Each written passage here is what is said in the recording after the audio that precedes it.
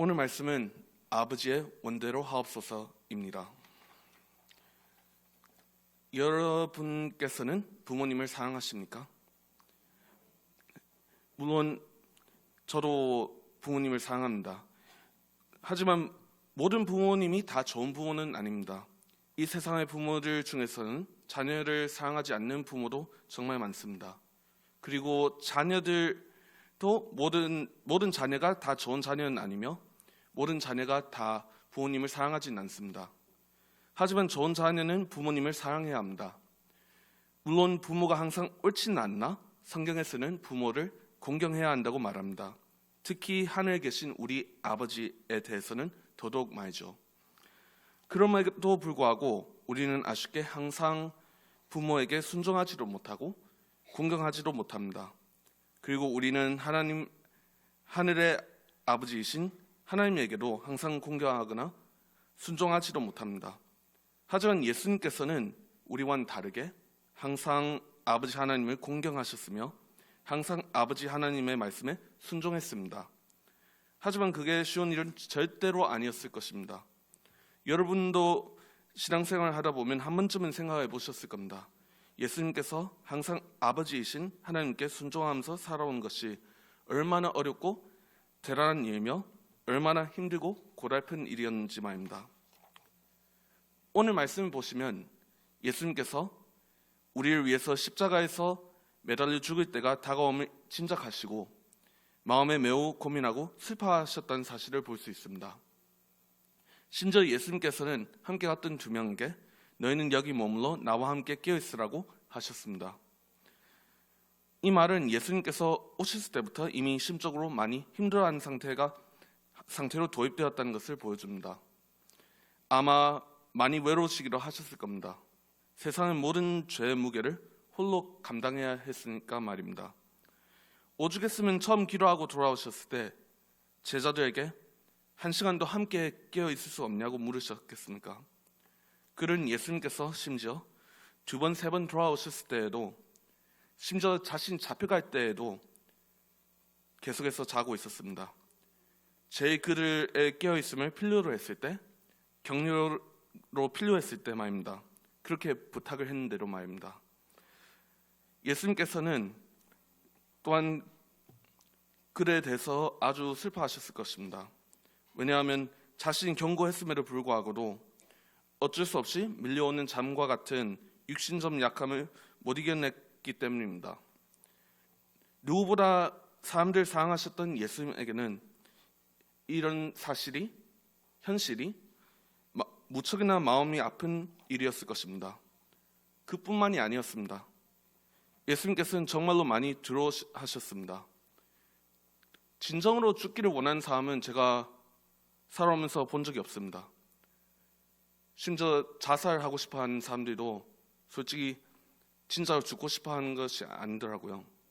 그런데 여러분, 죽음은 누구에게나 공평하게 찾아옵니다. 그리고 모든 사람들은 죽음 앞에서 평정해집니다. 물론 편하게 가신 분들도 있습니다. 하지만 반면에 결국 죽음에 대한 두려움을 못 버텨내가지고 삶의 마지막 순간에 무너지는 모습을 보이며 다굴해진 모습으로 가신 분들도 많다고 합니다. 그래서 중환자실에서 일하는 분들께서 그런 사람들 많이 보게 되어서 많이 힘들었다고 말하는 분들도 봤습니다. 사람이라면 누구나 죽음을 두려워할 수 있습니다. 그리고 예수님께서도 사람으로 오셨습니다. 그렇기에 예수님께서도 죽는 것을 두려워하셨으며 싫어하셨습니다. 오늘 말씀을 보면 예수님께서는 아버지 하나님께 만약에 할만하시거든 이 잔을 저에게서 지나가게 해달라고 하셨습니다. 그러나 그럼에도 불구하고 예수님께서는 하나님 아버지께 이렇게 부탁을 하셨습니다. 자신의 원대로 하지 말고 아버지의 원대로 해달라고 말입니다. 그리고 예수님께서는 이 부탁이자 기도를 3번 하셨습니다. 자신이 잡혀갈 때까지 말입니다. 예수님께서 사람이셨습니다. 그렇기 때문에 예수님께서도 우리가 겪는 육신적인 고통과 심적인 고통, 그리고 세상과 사회에서 오는 유혹을 다 겪어보았을 것입니다. 그런 환경에서 육신을 가진 존재로서 죄를 안 짓는 게 얼마나 힘들었을까요? 그리고 그렇게 어렵게 죄를 안 지으면서 살아왔는데 그 상태에서 억울하게 다른 사람들의 죄를 대신해서 제일 고통스럽고 치욕스러운 방식으로 죽어야 한다는 사실이 예수님께서 사람으로서는 얼마나 힘들었겠습니까? 하지만 그럼에도 우리가 구원을 받을 수 있었던 것은 그럼에도 불구하고 예수님께서 우리를 위해서 대신하여 십자가에 매달렸기 때문입니다. 그리고 예수님께서 우리를 대신해 십자가에 매달릴 수 있었던 이유는 예수님께서 깊은 고뇌와 슬픔과 외로움 속에서도 아버지이신 하나님의 뜻에 간절히 기도하며 끝까지 순종했기 때문입니다. 우리가 겟세마네에서 이러신 예수님에 대해서 볼 때 두 가지 질문을 할 수 있겠습니다. 예수님께서는 어떻게 그렇게 큰 고난 앞에서도 하나님의 뜻대로 하기로 결단할 수 있었을까와 왜 예수님께서는 하나님의 뜻을 따르려고 하셨는가에 대한 질문입니다. 앞서 말했던 대로 예수님께서는 심히 고통스러운 상황에서도 아버지의 원대로 하옵소서라며 기도하시며 하나님의 뜻을 따르기로 결단하셨습니다. 그리고 이 결단은 아버지 하나님을 향한 순종의 의지에서 그냥 나온 것이 아닙니다. 이렇게 나올 수 있었던 것은 예수님 안에 하나님을 향한 아버지에 대한 깊은 신뢰와 믿음, 그리고 하나님과의 깊은 관계가 있었기 때문에 나올 수 있었던 것입니다. 예수님께서는 자신의 아버지의 뜻이 항상 옳고 하나님의 계획이 완전하심을 믿으셨습니다. 따라서 예수님께서는 아버지 하나님의 성품과 계획에 대한 깊은 신뢰를 가지고 있었다는 것을 의미합니다. 이는 예수님께서 아버지 하나님을 절대적으로 신뢰했고 아버지의 뜻을 따르는 것이 자신에게 주어진 사명을 완수한 길이라는 것을 알고 있었기에 하나님의 뜻을 따르기로 결단할 수 있었다는 것을 우리에게 보여줍니다. 또한 예수님께서는 우리를 구원하시길 원한다면 두렵고 힘들고 고통스럽다고 하더라도 하나님 아버지의 뜻을 따르는 것 외에는 다른 길이 없었다는 것을 아셨습니다. 그리고 예수님께서는 하나님 아버지께서 우리를 구원하시길 원한다는 것을 알고 계셨습니다.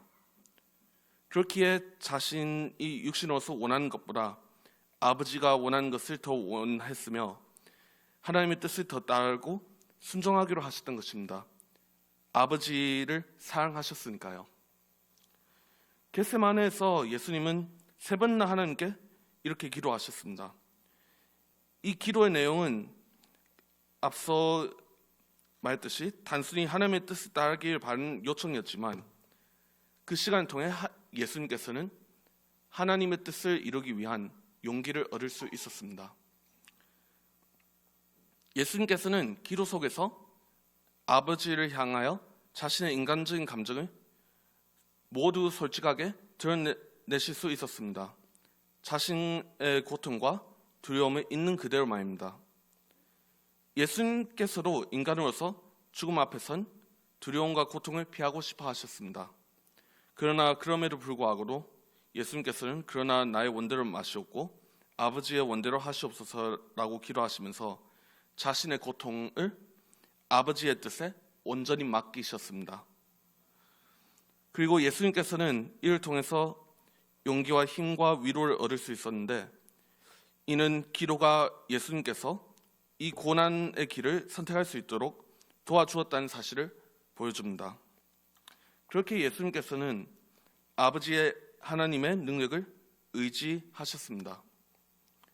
이는 예수님이 하나님 아버지의 뜻을 따를 수 있었던 것이 아버지께서 주시는 능력과 도우심을 통해서였다는 것을 보여줍니다. 우리는 이 사실을 통해서 우리가 어떤 삶을 살아야 하는지에 대해서 알 수 있습니다. 먼저 예수님께서는 우리에게 하나님 아버지의 뜻을 따르는 것이 우리의 삶의 가장 중요한 목적임을 가르쳐 주셨습니다. 그렇기에 우리도 고난과 어려움이 찾아와도 말씀과 기도를 통해 하나님 뜻을 신뢰하고 따라야 한다는 것을 알 수 있습니다. 예수님께서는 우리에게 기도는 우리의 연약함을 인정하고 하나님의 능력에 의지하는 시간이자 하나님의 뜻을 더욱 깊이 이해하고 순종할 수 있도록 힘을 주는 수단이라는 것을 가르쳐 주셨습니다. 그렇게 우리도 기도를 통해 우리가 우리의 삶에서 하나님의 뜻을 분별하고 하나님의 뜻을 이루기 위한 용기를 얻어야 한다는 것을 알 수 있습니다. 마지막으로 예수님께서는 우리에게 우리가 자신의 힘만으로는 하나님의 뜻을 따를 수 없으며 아버지께서 우리에게 필요하신 한 힘을 주시고 이끌어 주신 것을 필요로 한다는 것을 가르쳐 주십니다. 그렇기에 우리도 하나님의 능력을 의지하며 살아야 한다는 것을 알 수 있습니다. 우리 모두가 어떤 상황에서든지 아버지 하나님의 뜻을 따르기로 결단할 수 있는 믿음과 용기를 얻으며 예수님께서 보여주신 순종의 삶을 본받고 우리의 삶에서 항상 하나님의 뜻을 신뢰하고 기도하며 살아가는 여수시민교회가 되길 진심으로 축복합니다.